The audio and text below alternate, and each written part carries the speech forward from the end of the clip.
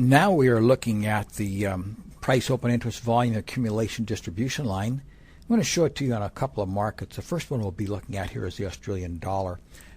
Black, of course, is the price lines, the daily high, low, close. Notice how price had a new rally high here. I've marked that with the blue line. But the green line, which is our measure of accumulation distribution, did not make a new high at this time period. Can you see that? Look how the green line is a lot lower here than back there. And it's no wonder the market came down because there were no serious buyers on that rally.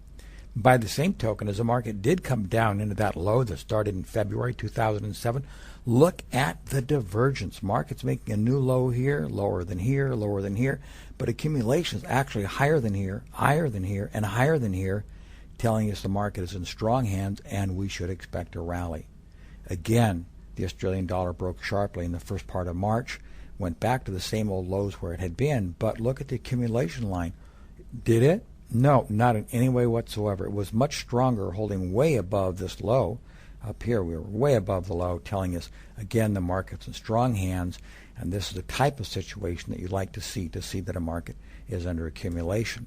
Now there's more to it as well. This continued happening. As you can see again, we went to lower lows, lower price lows in here. We held up well in accumulation, and once more the Australian dollar took off. This is typical. Let me show you one more example.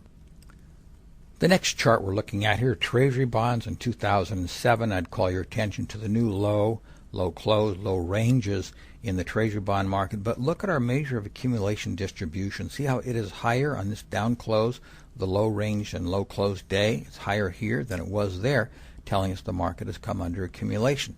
That's the little telltale signs that we're looking for. Now, bonds started a pretty decent rally here. If we look at just price structure, it looks like it's doing well. But we notice this.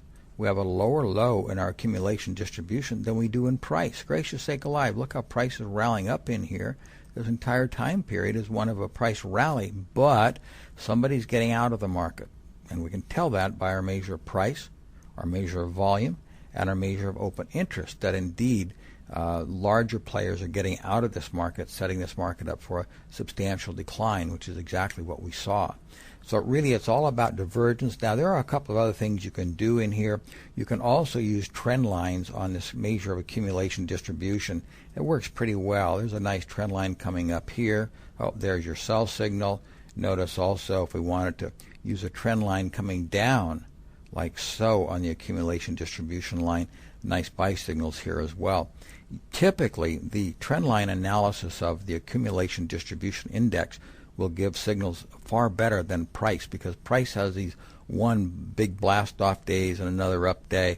It's much more erratic. You will find the measure of volume, open interest, and price to be more consistent, a little bit smoother. Thus, it trends better than price itself. So you can also look for trend breaks in the accumulation distribution technique.